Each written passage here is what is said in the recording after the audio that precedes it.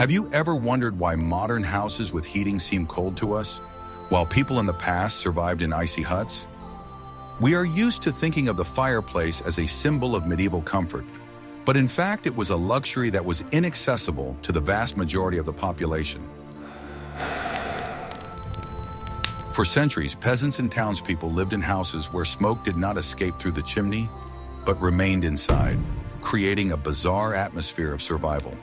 Their struggle against the cold was not a battle with nature, but an art of using every available resource, from straw to their own breath. The history of heat conservation is a forgotten science of architecture, clothing, and physics that our ancestors understood on an intuitive level. They turned their homes into complex thermoses, where each layer of material performed a vital function.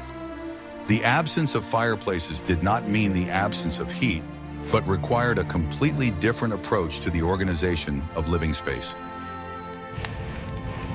Watch the video to the end to learn how the absence of a chimney saved the roof from rotting and why ordinary earth underfoot was more effective than a modern radiator. What if I told you that everything you believed was untrue, and that smoke was not the enemy, but an ally in a medieval home? The central element of a peasant dwelling was always an open hearth located right in the middle of the only living room. This hearth had no extractor fan or pipe to carry the combustion products outside. The smoke rose and accumulated under the ceiling, forming a dense, thick layer. This may seem like a nightmare to modern people, but it was precisely this design that saved lives. The layer of smoke created a kind of artificial ceiling that kept the heat below in the living area. Warm air did not escape through the chimney as it does in modern fireplaces, but circulated inside the room. The architecture of the house was designed so that the level of smoke remained above human height.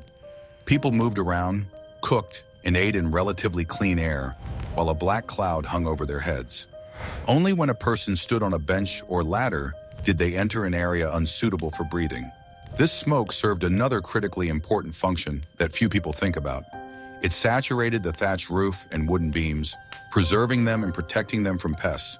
Soot covered all surfaces, creating an additional insulating layer.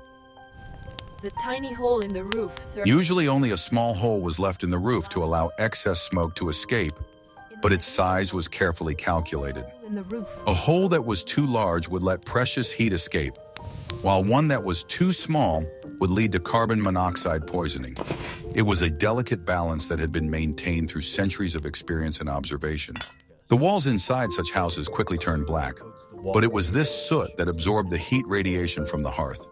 The walls heated up and began to give heat back to the room, acting as a battery. In this way, the whole house became a single stove, inside which people lived. It is interesting to note that with the advent of chimneys in later eras, heating efficiency dropped sharply. Fireplaces sucked warm air out of the room, requiring much more wood to be burned. The open hearth, despite its inconveniences, had an efficiency that many modern systems would envy. At the same time, people of that era hardly suffered from lung diseases associated with smoke, thanks to the constant flow of fresh air through the cracks. Low doors forced those entering to bend down, which also preserved the heat cushion under the ceiling. Doorways were often covered with thick skins or coarse woolen fabric. The open hearth system required constant attention and special skills to maintain the fire without unnecessary sparks. The fire should never be too strong so as not to set the low roof on fire. It was the art of slow, smoldering combustion, providing heat but no flames. We would love to hear your opinion. What do you think about living inside a huge oven without a chimney? Write about it in the comments. And don't forget to subscribe to the channel so you don't miss any new facts.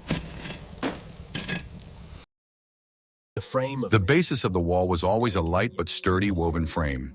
It was made by hand, cutting branches of hazel, willow, or alder in advance. The rods were bent and woven together to form a dense lattice with almost no large gaps. It resembled a large basket built directly into the house. This frame served as the skeleton of the wall and retained its shape for centuries if it was repaired. The latticework was manually coated with a thick mixture of clay and straw. Sand, manure, and water were added to the clay to make the solution elastic but not settle under weight. The straw held the plaster together, preventing it from spreading and breaking immediately upon drying. It is important that the mixture was applied in layers, drying each one, as was done in the Middle Ages. This in itself created a dense, living wall of resistance to the cold. The straw in the mixture acted as both reinforcement and thermal insulation. Each stalk created a network of microvoids in which air was trapped. Manure and sand made the plaster stronger, so that it would not crumble when touched or due to seasonal changes in humidity. The inhabitants of that time did not use technical terms, but they knew that the mixture had to be thick and homogeneous. It was peasant science of strength and heat preservation. It was the air trapped inside the dry clay that created the miracle of thermal insulation. It did not move and did not allow the wind to pierce the wall. People understood that still air was the best thermal layer, and the more pockets of air there were, the warmer the house would be at night without a fire. They did not build walls quickly, but with a deep understanding of their role. The thickness of the plastered walls could be 30 centimeters or more. This was the standard for northern lands where the climate is always harsher than in the south. In winter, such walls retained heat for a long time, even when the fire went out. In summer, the same wall blocked the heat, keeping the interior cool. This effect was later confirmed by physicists. A thick coat of plaster does indeed keep the temperature more stable. The Middle Ages lived by this principle without terms, and it was extremely effective. The outside walls were always covered with lime whitewash. Lime protected the plaster from being washed away by rain, especially in autumn, when it rains the most. The white layer of whitewash also reflected the winter light.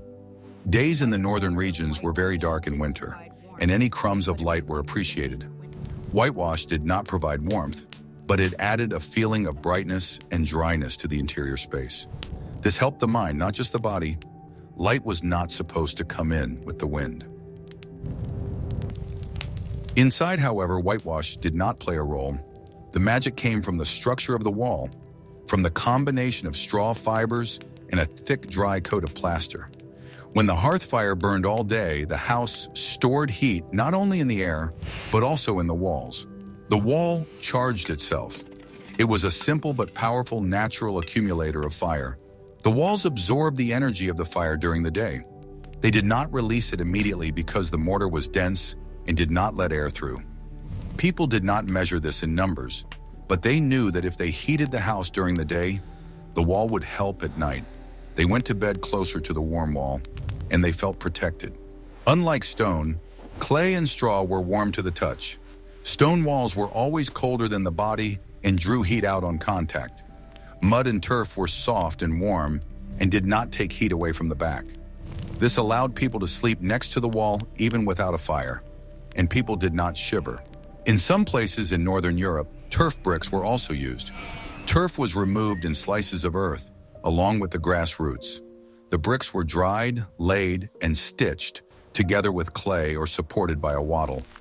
The roots really held the structure together, making the bricks dense and long-lasting. The house became a layer of earth rather than just a structure. And earth kept a constant, mild... Such houses blended into the landscape not only externally, but also in terms of warmth. Heat was retained more slowly, but for much longer. The windows in the plastered walls were almost always made small. Most often, they were designed on the south side, where the sun warmed the house at least a little. In winter, even such a window was closed with shutters or cloth after sunset. The window was a point of light, but not of heat if it was not repaired. This was a rule of physics. The gaps between the frame and the wall were caulked with moss, tow, and fat. The fat helped to seal the fibers so that the repair would not disrupt the heat at night. Every family had an autumn ritual of checking such places. If the insulation was weak, the cold would wander through the rooms at night near the floor. Therefore, everything was sealed in advance, and that saved them. Think about how effective these natural materials were compared to modern concrete. Medieval people lived by the body and experience of architecture. The walls, floors, doors, and beds worked for warmth, not space. It was cramped but smart. Knowledge lived where the warmth was most stable. And now the main question is back. Are you ready to learn how the floor in such houses work better than any heating system? I discovered this by accident while studying archaeological reports on excavations of ancient settlements. We are used to thinking that earthen floors are a sign of poverty and dirt. However, in harsh winter conditions, a properly prepared earthen floor was an ingenious engineering solution. The secret was that the floor in the house was not just a piece of open ground. It was carefully prepared by removing the top fertile layer and filling the area with a mixture of clay and chalk. This mixture was tamped down to the hardness of stone and watered with ox blood or oil for strength. The ground under the house has a stable temperature that never drops below zero, even in the most severe frosts. While the air outside could cool down to -20, the floor remained relatively warm. But walking on bare earth was still cold, so they used multiple layers of insulation. The floor was thickly covered with dry reeds, sedge, or straw, creating a soft carpet. This layer was changed as it became dirty, burning the old bedding in the hearth.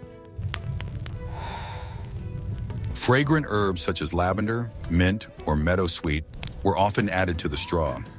This not only improved the smell in the room, but also repelled small pests. The straw layer could be as thick as an ankle, creating an air gap between the feet and the ground. Unlike a plank floor, an earthen floor had no gaps through which air could blow from under the floor. This eliminated one of the main causes of heat loss in wooden houses.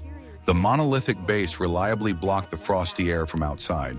Flat stones were often laid around the hearth. These stones were heated by the fire and served as foot warmers. In the evening, the family gathered around this stone patch, receiving heat directly from the ground. Interestingly, the floor level inside the house was often made slightly lower than the ground level outside. This created a semi-dugout effect, providing additional protection from the wind. The earth around the walls acted as a natural insulator. This system was so effective that it was used in rural areas until the 20th century. Simple, free materials provided comfort that was unattainable for the stone floors of castles. Like this if you are impressed by this simple technology. What if I showed you a time machine made of ordinary straw and reeds? The roof was the main protector of the house from heat loss because warm air always rises. A medieval thatched roof was not just a covering, but a high-tech insulator half a meter thick. The technique of laying reeds or straw was passed down from generation to generation by master roofers. The stems were laid in dense bundles with the cuts facing outwards, creating a structure that was impervious to water and wind. Each bundle contained millions of hollow tubes filled with air. This layer of air inside the stalks worked better than modern mineral wool. Even in the most severe frost, the heat from the house could not melt the snow on the roof. The snow cap lay on the straw all winter, serving as an additional layer of free insulation. The roofs were made with a very steep slope so that water and melted snow would quickly roll down. But the eaves were made very low, sometimes almost to the ground. This protected the walls from the wind and created an air cushion around the house. Under the roof itself, on the beams, was always the warmest place in the house. People often slept there or dried their clothes. Warm air rising from the hearth was trapped in the thick mass of straw. Inside the house, the ceiling was not lined, leaving the rafters and the underside of the straw exposed. This allowed smoke to circulate freely and escape through special vents. Over time, soot covered the straw from the inside with a shiny black layer. An important point was the density of the material. The roofer beat the straw with a special shovel, compressing it to the consistency of wood. It was difficult to stick even a knife into such a roof, let alone blow it away with the wind. A thatched roof had excellent sound insulation properties. A storm could rage outside, but inside the house it remained quiet. This helped psychologically to get through the long, dark evenings. With proper care, such a roof could last up to 50 years.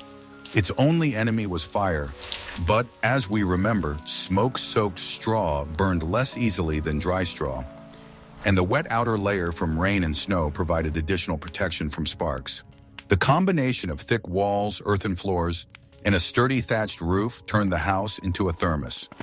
But how did people keep their own body heat inside these walls? In the next chapter, we will talk about clothing. The clothing of a medieval person was their personal home that they wore on their body. The main material for winter survival was sheep's wool. This unique fiber has the property of keeping you warm even when wet, which was critically important in a damp climate. The bottom layer was always a linen shirt, which wickeded moisture away from the body. Linen was pleasant to the skin and easy to wash, which ensured basic hygiene. Several layers of woolen clothing of varying thicknesses were worn over the linen. The principle of layering, which is used today by tourists and the military, was invented at that time. Warm air was trapped between the layers of clothing, creating insulation. The more layers, the warmer it was, and each layer could be removed or added as needed. Outerwear, such as cottas and surcoats, was often lined with fur. For peasants, this was rabbit, hare, or sheepskin, affordable and warm materials. Fur was always worn with the pile facing inward, toward the body for maximum heat retention. Special attention was paid to the head and neck, through which a lot of heat is lost. Hoods with long capes covering the shoulders, chaperones, were a must. They were worn even indoors if it was cool. On their feet, they wore stockings, separate, thick woolen socks that were attached to the belt. Their feet were wrapped in pieces of woolen fabric or knitted socks. Shoes were made of leather, often one size larger, so that straw could be placed inside for insulation. Felted wool, or felt, was another important invention. It was used to make hats, shoes, and raincoats that were windproof. Felt was thick, water-repellent, and incredibly durable. Belts played an important role in retaining heat by holding clothing tightly against the body. A wide belt protected the lower back and stomach from the cold. People often carried their hands under their arms to warm them with their own body heat. Coats made of coarse wool were so thick that they could be used as blankets at night. Such a coat, impregnated with natural lanolin from sheep's wool, hardly got wet in the rain. It was heavy, but this heaviness gave a feeling of security. People hardly ever took their clothes off in winter, even to sleep. Taking off your clothes meant losing the precious warmth accumulated during the day. Changing underwear was a rare and quick affair, often done by the fire. Are you ready for the shocking truth about how people slept to keep from freezing to death? A bed in a medieval house was not just a piece of furniture, but a separate microroom inside a large room. The most effective solution was the so-called box bed or enclosed bed. These were wooden cabinets with doors or thick curtains. A person would climb inside, close the doors behind them, and find themselves in a small enclosed space. The volume of air inside was small, and body heat quickly warmed it to a comfortable temperature. Inside such a box, the temperature could be 10 degrees higher than in the rest of the room. The thick wooden walls protected against drafts throughout the house. It was a reliable capsule that preserved life on cold nights. The bed was placed on a raised platform to keep it away from the cold floor. Mattresses were stuffed with straw, hay, or if you were lucky, goose down. Feather beds were a real treasure, passed down from generation to generation. People rarely slept alone. Sleeping together was the norm and a necessity. The warmth of several people lying next to each other added up, creating a powerful source of heat. Spouses and other family members could sleep in the same bed. Heated stones wrapped in cloth were used for additional warmth. They were placed at the foot of the bed in advance to warm up the icy bed before going to sleep. Copper or ceramic hot water bottles with coals were also used. The blankets were heavy, made of wool or fur. The weight of the blanket helped to press it against the body, leaving no gaps for the cold to penetrate. Old raincoats and outerwear were often used, thrown over the main blanket. A nightcap was always worn on the head to protect the ears and the top of the head. Sleeping in an icy room without a head covering could lead to serious illness. The cap was tied tightly under the chin. In the morning, when getting out of such a warm box, a person immediately encountered the cold of the house. Therefore, clothes were often placed inside the bed so that they could be put on while still warm. This small convenience made waking up less painful. A closed bed also provided a rare opportunity for privacy in a crowded house, but its main function was still survival in conditions where the temperature in the room dropped to zero. And how did they cope with the harsh weather when they had to keep the fire going? Keeping a fire going in an open hearth was a real art, on which the life of the family depended. A completely extinguished hearth in winter was a disaster, as it was extremely difficult to rekindle it with frozen hands and damp wood. Therefore, they tried never to extinguish the fire completely. At night, the coals were banked, raked into a pile and covered with a thick layer of ash. The ash limited oxygen access, preventing the coals from burning out quickly, but preserving their heat. In the morning, it was enough to rake away the ash and add a little dry kindling to revive the flames. The choice of fuel was critical for effective heating. Hardwoods such as oak or beech provided long and steady heat. Softwoods such as pine were used only for kindling, as they burned quickly and shot sparks. In treeless areas, peat was the main fuel. Peat briquettes smoldered slowly, providing steady, though not very intense, heat. The smell of peat smoke permeated everything: clothes, food, and the walls of the house. They also used dung cakes, dried patties made from manure mixed with straw. This free fuel burned surprisingly hot and without an unpleasant smell. Making dung cakes was an important part of summer work. The hearth was positioned so that the massive stones around it would accumulate heat. Sometimes a large stone slab was used behind the fire as a reflector. It heated up and directed heat rays into the center of the room. For quick heating, they used brushwood, bundles of thin branches. They produced a bright, hot flame that allowed you to warm up quickly or boil water. Brushwood was collected by children and the elderly, as it did not require the heavy labor of a woodcutter. Saving fuel was a strict necessity. Logs were not thrown into the fire whole, but were gradually moved into the flames as they burned. This allowed the intensity of the fire to be controlled. The ability to read the fire was instilled from childhood. The color of the flame and smoke determined whether to add air or cover the draft. The hearth was the living heart of the home, requiring constant care and respect. Ashes from the hearth were not thrown away, but used for washing and making soap. In medieval households, there was no waste. Everything was put to good use. The cycle of fire was the basis of the winter daily routine. Survival in winter depended not only on external heat, but also on internal combustion. The body of a medieval person worked like a small furnace and had to be constantly fed with the right food. In winter, people did not think about diets. They thought about strength and warmth. The diet changed because in summer, the body spends fewer calories on warming up, and in winter, almost everything. Food became fuel that could not be replaced by anything else.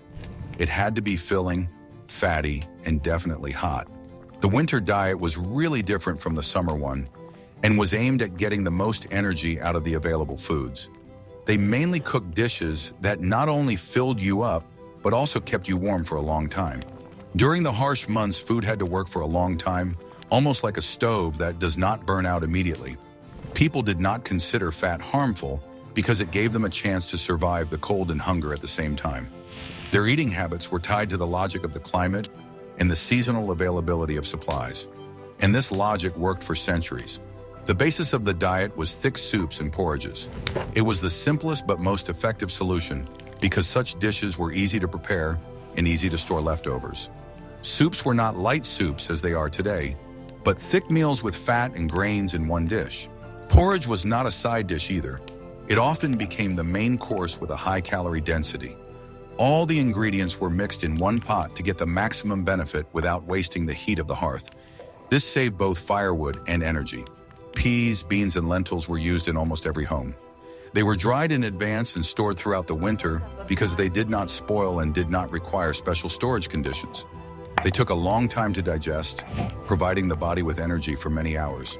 This was important because during the night, the body had to not only stay warm, but also burn calories without refueling.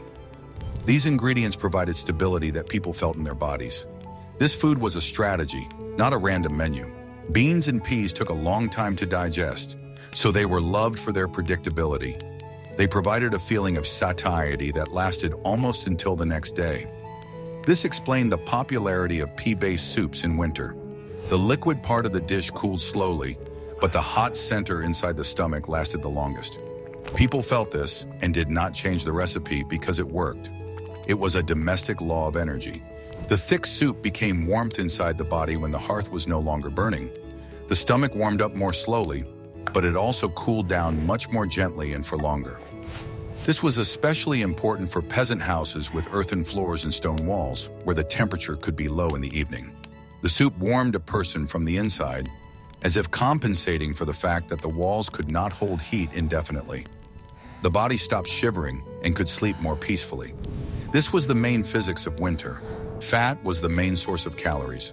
The reason was simple. Fat provides more energy than protein and carbohydrates when calculated by volume. Medieval people used every available source of fat that they could stock up on in the fall. Lard was salted, melted, and stored in large clay pots, where it would keep for months. Butter was stored in a cool place but always heated when cooking. It was a fuel that was valued more than jewelry. Lard and offal fat were added generously to food, sometimes even more than was necessary for taste. Fat made food long-burning because it was digested more slowly and gave the body more heat. The process of digesting fat itself generated heat. This is physiology that people knew from experience. Fatty foods helped the body stay warm with less movement. It was biological logic, not a whim. In the Middle Ages, meat was indeed most often stored in the fall. Even wealthy peasants could not keep too much livestock in the winter because hay and grain ran out quickly. In the fall, excess livestock was slaughtered to prevent starvation in the winter and to preserve the meat in the form of salted or smoked products. Salting and smoking were not a gourmet choice, but a way to preserve the product. Such meat could be stored for many months while remaining safe to eat, and that saved lives. Salted and smoked meat was an important part of the winter menu. Meat was not eaten every day in large portions, but small pieces were added to almost every pot of soup. This provided a combination of fat, protein, and warmth without wasting the product. Protein helped the body maintain strength and resist colds during the cold season. This method of nutrition was stable and seasonal, and it did not change. Hot drinks were a must. The reason was clear. Hot liquids warm the body faster and safer than any cold ones. Most often, people drank warm beer or herbal decoctions because they were more accessible and had a stronger effect. Water was also available, but it was almost always heated. Cold water could cause heat loss, so people tried not to drink it, especially after work. Everyone knew this. Beer was heated and drunk not for intoxication, but for warmth. Heated beer does not shock the body, unlike cold water, which means it preserves strength. Herbal decoctions were made from stalks of dried herbs, collected in summer and autumn. It was not only a drink, but also a remedy for winter fatigue and cold. Sometimes honey was added if available, but more often it was just a hot infusion, and it helped. Bread was baked dense because it keeps you full longer and requires less baking in winter. It was baked from a mixture of rye and barley because these grains retain their structure and energy well. The crust of such bread could be hard, but the crumb was dense and very filling. Bread was dipped in hot soup or lard to add body, temperature, and calories. It was a winter classic. Spices, especially local ones such as horseradish, garlic, and mustard, gave a feeling of warmth and increased the appetite for dense food. They were stored for a long time because they did not spoil as quickly as fresh products. These spices were not used for fashion, but to induce a rush of warmth and increase blood circulation. Spicy food warmed the body faster than bland food after being outside. People felt the rush of warmth almost immediately and considered it normal. And it was true. Drafts were the main enemy of warmth in a medieval home, capable of cooling a room in minutes. A cold breeze could sweep across the floor, hit the hearth, and destroy the entire indoor climate that people had so carefully created. People noticed such losses immediately with their bodies because warm rooms were not large, but they were expensive in terms of effort. Each new gust of wind became a challenge that the house had to withstand. Therefore, attention to air currents became the first rule of living in northern lands. And this was the norm, which was not discussed but corrected. The fight against gaps in cold air currents was constant and inventive. Houses were checked not only during construction, but every season, because changes in the weather could reveal new weak spots. Medieval craftsmen knew that reliable walls were only half the battle. It was more important to prevent air from finding a passage through which it could draw strength. The residents also became part of the inspection, because the experience of their elders was passed on to their children from their first winters. Every crack found meant new firewood and a loss of strength, so repairs were not delayed. It was a daily tactic in the strategy against the wind. The air tightness of the dwelling was indeed checked with a flickering candle flame. It was a simple tool, but extremely accurate for its time. If the fire behaved calmly, the house was considered safe for the night. If the flame flickered, repairs began immediately, without wasting time or words. Sometimes the check was repeated in different corners, because the wind could enter the house unexpectedly and cunningly. The candle was not a symbol of luxury, but a mediator between man and the physics of cold. So the house was listened to with the language of fire. Doorways were covered with heavy curtains made of coarse wool or felt. The fabric was chosen to be thick because thin materials became useless against the real winds in winter. The curtains did not just hang, they created a temporary thermal lock where the air stopped, losing the impact of the cold. Such vestibules were sometimes built as separate wooden structures, if the house allowed, but the fabric was still the first level of protection. People got used to entering as if through a layer of resistance, and this saved their strength. The doors themselves were made low and narrow, which was a measure against winter heat loss and drafts. A narrow door would warm up faster because its wood absorbed heat from the hearth during the day. People had to bend down when entering, but they considered this a normal feature of climate-responsive architecture rather than an inconvenience. Such an opening limited the impact of the cold every time someone entered or left. The smaller the area, the less heat was lost, and people knew this from experience. The door was a boundary between energies. Contrast. The walls were almost always additionally covered with fabrics or woven rugs from the inside, so that the cold would lose its power before it came into contact with the human body. In wealthy homes, these were tapestries, but even in the homes of craftsmen and merchants, coarse fabric screens were used. The material of the wall was irrelevant without internal insulation, because air was the main medium of leakage. People sought to increase the layer of resistance to cold inside, if they could.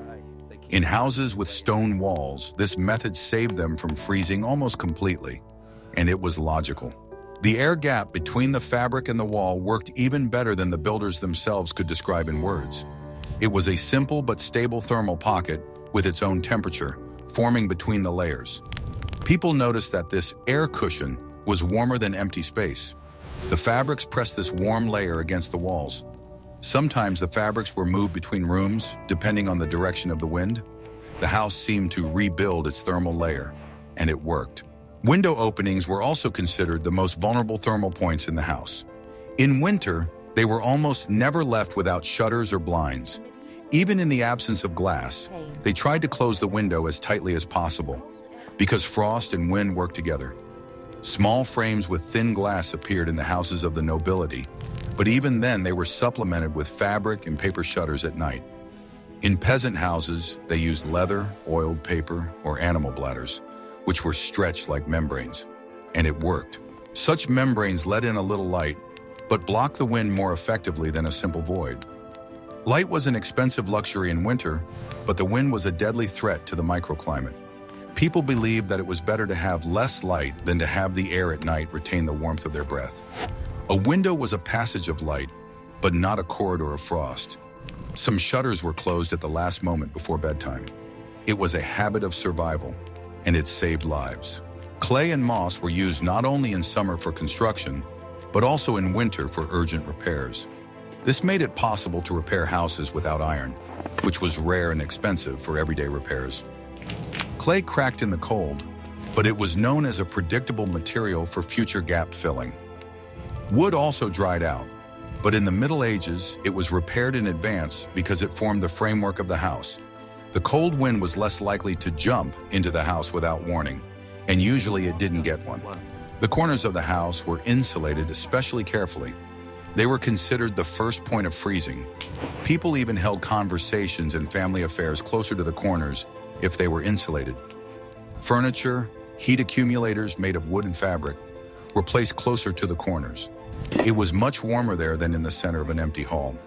The corners of the house were the first to get cold, and they were closed off. People's lifestyles changed dramatically in winter, adapting to the short daylight hours and cold weather. People rarely started their day before dawn because any work in the dark was dangerous and ineffective. hoping we can... During the cold months, most decisions were made with the goal of conserving energy.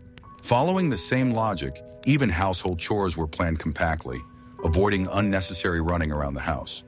The home became the center of everything, and the outside world became a space for rare but important outings. This was logical and familiar to all classes. Activity was reduced to a minimum, resembling a kind of winter hibernation. People did not stop moving altogether, but every action became slower and more deliberate. The cold dictated a different type of productivity, not speed, but thrift and endurance. Doctors of the time noted that people got tired more often in winter, so long rest periods became part of medical practice. The elderly and children spent even more time by the fire than adults. Even thoughts of traveling in winter were considered unnecessary unless there was a great need. Unnecessary movement meant an unnecessary expenditure of energy, which had to be replenished with constant, more caloric food. Therefore, people ate thick soups or porridge with animal fat more often when they could afford it. Bread was baked less often, but from coarse flour, because it was more filling and gave strength for fewer trips to the oven. In winter, the homes of the wealthy might have nuts, dried meat, and honey, which were strategic reserves of fuel for the body. The poor, on the other hand, relied on turnips, peas, and oats, which did not spoil and were easy to prepare. Everyone understood that the less cooking, the less heat and energy was lost. Outdoor work was reduced to the bare minimum. Harvesting stopped, the fields rested, and the earth was often hidden under a frozen crust. Morning trips outside were made quickly and in layers of clothing, as wind and dampness were the main enemies. People tried to make trips for water less often, filling several large clay or wooden containers at once. Carrying heavy loads in winter was a challenge, so sleds or carts were used more often than in summer. Even firewood was not chopped every day, but was prepared in bursts during the few hours of fair weather. Taking care of the farm in winter was a duty that could not be avoided, but they tried to optimize it. Animals were kept closer to the house, in barns with thick clay walls and straw on the floor, so that they would not waste heat. Stables and sheds were repaired in advance, because it was much more difficult to do so in winter. Many men combined firewood gathering and a quick inspection of the farm in one trip outside. This saved energy and allowed them to return home faster. The stove was not completely extinguished at this time, so that the house would at least be warm when people returned. People spent most of their time indoors because it was warmer and safer there. Indoor activities became the main production of winter. People repaired pots, baskets, wooden spoons, and benches so that they would not have to be distracted by repairs in the summer. In some areas, new fabric partitions were made in the winter, which then served as a barrier against the wind both inside the house and near the entrance. This was a craft of the quiet season, and it provided the household with reliability. In the homes of townspeople and craftsmen, spindles and looms were especially common in winter. Spinning wool and weaving canvas did not require a lot of space and warmed people up in the process.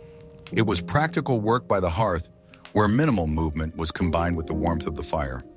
People tried not to change their workplace throughout the night and day, so as not to cool the air with unnecessary steps. Craftsmen noted that calm work by the fire was smoother and more accurate. That is why many things turned out to be stronger in winter than in summer. Not everyone could afford to burn expensive candles or oil, and people respected natural light, which they considered a gift, not a backdrop to life. Windows were kept small, but always clean so that light could enter as efficiently as possible. Wealthy families could afford lamps with animal fat, but they also economized. They lit them only for the most delicate work. In the evening, stories were told without any light at all, by the glow of the fire, which was free and alive. Poor people relied more on a smoldering hearth than on lighting. Silence was a companion to economy. Therefore, they went to bed immediately after sunset, when the light disappeared. This was not a sign of laziness, but a measure to protect life. People knew that sleep preserves strength better than food or fire and combines their effects. In some regions, they fell asleep to the stories of their elders, because it was quieter and calmer that way. Long rest protected the body and mind. It also gave the house a chance to survive the winter along with its inhabitants. They spent much more time in bed than in summer, but the bed was not just a piece of furniture, it was a heat source. The bed could be made of straw, wool, or even hay, but it was kept in a wooden box or behind a fabric screen to keep it warm. Children often slept together because the warmth of two bodies is stronger than one. In the homes of the nobility, fabric cocoons could be used around the bed to keep the heat in even longer. Sleep became a collective mechanism for conserving energy. There was a practice of fragmented sleep, and it arose not from philosophy, but from the climate. Waking up in the middle of the night, people did not get nervous because the darkness and silence gave no reason to consider this awakening a mistake. During the sleep break, they threw wood on the fire or had quiet conversations without leaving the warm core of the house. Stories and prayers were told quietly so as not to lose heat by breathing through the door. Breathing like the hearth contributed to the microclimate. People accepted this as the rhythm of nature, where night serves to restore strength. We see that survival in a medieval house without a fireplace was a complex system where each element played its role. From the smoky ceiling to the earthen floor, from woolen clothing to the diet, everything was subordinated to one goal: to preserve precious heat. People did not fight nature with brute force, but used its laws to their advantage, showing remarkable ingenuity and resilience. Their experience reminds us that comfort is a relative concept, and that the human body is capable of adapting to the harshest conditions. Perhaps by looking at their simple but effective solutions, we can take a fresh look at our own energy consumption habits. Which of these forgotten technologies did you find most ingenious or unexpected? Suggest topics for future videos about life in the past that you would like to see on our channel in the comments. And of course, subscribe so you don't miss out on new journeys into history.